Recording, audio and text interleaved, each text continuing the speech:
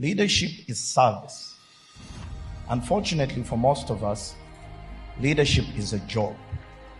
Political offices are viewed as jobs. So we have job seekers running for offices so that they can get paid, so that they can make money. This has become a source of wealth. So you look at people as votes and not necessarily as people. A leader is supposed to make the lives of his people better. A leader is supposed to effect change. A leader is supposed to simplify the life of the people that he leads. Unfortunately, many of the people that lead are rulers. They come in as job seekers masquerading to be leaders. So when they get into these offices, they do exactly what they are supposed to do because they came looking for a job and they have to leave to make the wealth that they came to look for. What is Africa? It is a bunch of imaginary lines that were created by some people seated in Berlin and decided that we are now a continent of different people. You find that brothers seated at different angles or different sides of a border who look at each other as strangers. Africa's biggest issue is the thought that we are so different from each other. The people of Uganda, the people of Kenya, Tanzania, Nigeria, Ghana, we are the same. We have been divided by people who don't live here. But my country turned 62 yesterday. But we're still blaming the colonial master instead of taking responsibility as a people. Our issues with the politics. The politicians want to keep people divided. Why?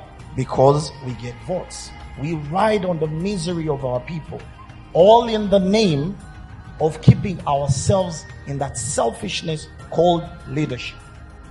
Take a step back. My brother says we need leaders. No, we don't need those leaders. The leaders needed are you and I. We are the leaders.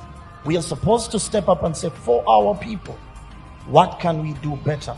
Why does a Nigerian need a visa to come to Uganda? Why does a Nigerian need a visa to go to Ghana? What is needed is first, like I said, let's have an honest conversation. If I ask half the people in this room, what is the currency of Uganda? You would be shocked they don't know. For me to come to Nigeria, I have to change my Ugandan shilling into a dollar. And then when I get to Nigeria, I change that very dollar into a naira. And when I'm leaving, I turn it back into a dollar and then into a shilling. You lose about 60% of that money in exchanges. You are giving money to a person seated in the US who does not need to even come on a plane to come to Nigeria to say thank you. We are telling each other lies to say we can have Africa's free economy, free trade zones and all that. Yet we can't even have our currencies relate to each other. I can't change a shilling in Nigeria. You can't change a naira in Uganda. So the leadership needs to be honest. These conferences we go to, declarations, pass very good and rosy things, sign agreements. Where is the implementation? The leaders here, I challenge you. I drum to you. Wake up and say, let Uganda, Kenya, Tanzania, Nigeria work together. That is the only way we can start by saying this platform here is a challenge to you. That the people who organize this are not political leaders, but they are saying for the King of Toro and the Olu of Wari sitting together and saying, how do our people work together? I honestly, in all honesty, for the politicians here, you'll excuse me, I think the politicians, we are the biggest problem for Africa. We are.